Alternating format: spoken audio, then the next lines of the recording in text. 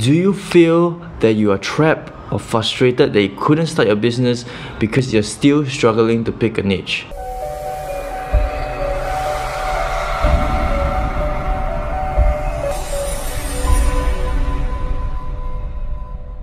So welcome back to my YouTube channel, and if you're new here, my name is Kenji, and today we'll be talking about picking your niche for your business in 2020, specifically for social media marketing agency. So let's get right into it. Where to start, right? Where to start? You have all these different niches, hair salons, cars, restaurants, doctors. Every single business could be a niche for you and for your social media marketing agency. So I'm not going to talk about which is the most profitable niche or which is the least profitable niche, because I do not want you to decide based on which gives you the most money and which gives you the least money, right? Eventually, if you grow and become the market leader for your space in that niche, you eventually earn the same amount of money that those big niches are giving out for. So I'm not going to talk about which niche is the most profitable, because that should not be your decision maker. Your decision maker should be the niche you're passionate about, should be the niche you're curious about and maybe excited to get into. So these three main qualities of picking a niche needs to be first in order to start picking seeing which niche is the right fit for you. So passion, curiosity, or niche you're excited to get into, right? And the next point is, if you picked out a few different niches already, then you can start deciding which niche you want to go into. But before you do that, I want to tell you that you should do your market research first in order to see which niche is the best for you. Because if you don't do your market research, what will happen is, what if the business doesn't have many audience to target in your country? Maybe in other countries they might have a lot of audience to target, but your country might not be the case. So be very careful when you're doing your market research or picking a niche, because these are the factors that might affect you later, not now, because everybody can get one business. But what about when you're scaling? You want to think about long term, not just about short term. So when you're scaling, can you find more audiences for this business, or is the business just going to stay profitable with this amount of audience, right? And for another example is when there's not enough businesses in your country. Well, that happened to me because I went into the automobile industry and I thought, because it's a profitable niche. Well, turns out I could not even get one client, because first of all, I was new. Even though I have been doing SMMA for a few years and I've been doing several hair salon, being in the hair salon niche, it's different. They don't see that correlation of how you help them is different from me. So how can you help me? So that's one thing. The second thing is that there's only 8 car dealerships in Singapore. I'm talking about real car dealerships. I'm not talking about just like rental car dealerships, like real car dealerships, right? So there's only 8. So how am I going to market myself to them, and how am I going to scale in a larger scale? Because I thought all about the money. You see, I didn't think about what happened long term, and that was a mistake I made. So I just want to say to you guys, don't ever make the same mistake I made. Because if you do, it's going to be horrible, and you're going to start over and start this whole process of picking a niche again. It's going to be troublesome, you're going to be frustrated, you're probably quitting, right? Because frankly, you have nothing after that, right? You don't earn any money from it. So keep that in mind. Next, check if the cost per customer is expensive or is cheap. Because if you don't check like how much, you can go on YouTube or Google and search how much cost per acquisition if I run Facebook ads for this niche how much do I have to pay per customer?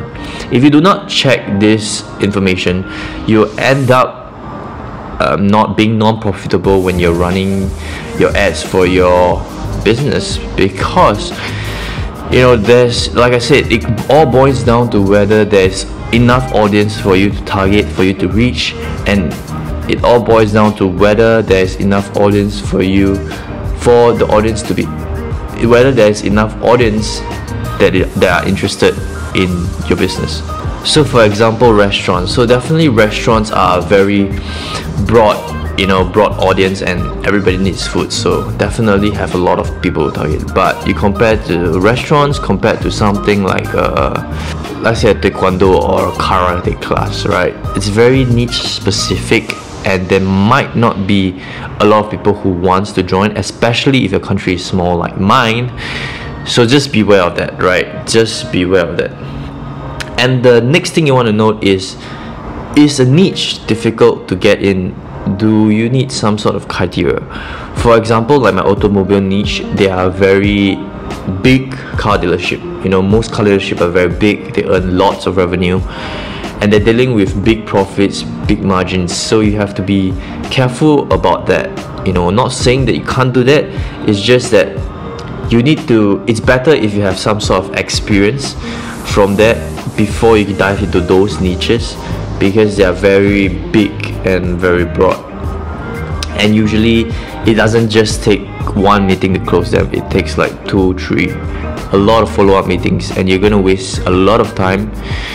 While the time could be spent on niches that are much more easy to scale, and are much more easy to gain revenue for. So my advice to you when you are starting out is don't go for the difficult niches to get in.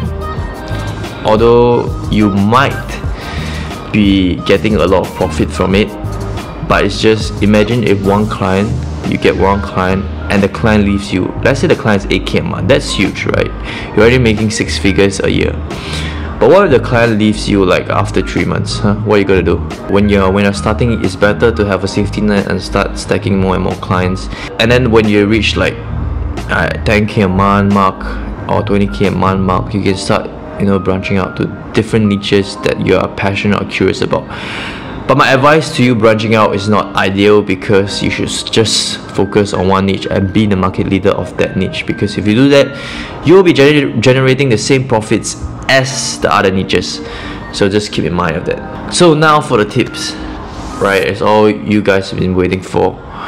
Number 1, pick a niche you're passionate about. Nothing goes way further than passion does, and you'll strive in that niche if you are so excited. Like imagine you get out of bed every day and you just want to tackle that business or help the businesses run ads because you just want to see those smiles on their customers' faces. Well, obviously not like that, but something similar to that. When you're passionate about something, you can just feel the fire and you're so motivated and you're so driven, right? Just like athletes, they're driven to play basketball, they're driven every single morning to hit the gym. You should be driven like them. Number 1 is pick a niche you're passionate about. Number 2 is pick a niche that's already in your daily routine. Could be restaurants, you've been eating these restaurants for many years. You could be brushing a toothbrush and you say, hey, I've been using this toothbrush which is not the normal Colgate toothbrush, and it's pretty different. Maybe it's made from bamboo, it saves a lot of, maybe you can help this e-commerce brand help start their social media marketing and scale it to greater heights. Because now the new thing is people are starting to run ads for info products or e-commerce businesses, which could be quite profitable, but it is difficult. I would say it's more difficult to run the local businesses. But if it's always in your daily routine and you feel that it helps you in some kind of way and you have tested that product, why not help them, right?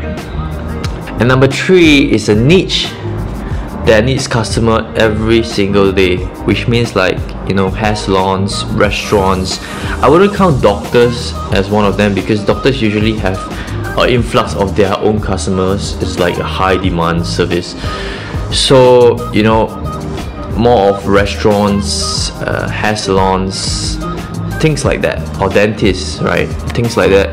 So you should dive into all these 3 criteria that you need to fit. Passionate, you need to find a thing that maybe is already in your daily routine, and find a niche that always needs customer, because when they always need customer, they definitely need you to scale, because if they don't have customer, they'll go out of business, right? With that said, we've come to the end of this video. Well, I hope you can take away some tips from this video. And those of you who are starting a business, let me know what niche you're getting into, and those who already own SMMA business, tell me what niche you are in. Comment down below in the comment section. Like this video if you like all my tips, and don't forget to subscribe to this channel for weekly videos, or now alternate days videos, right? And turn on post notifications so you're always the first one to know that when I post a video, right? With that said, I'll see you guys in the next video.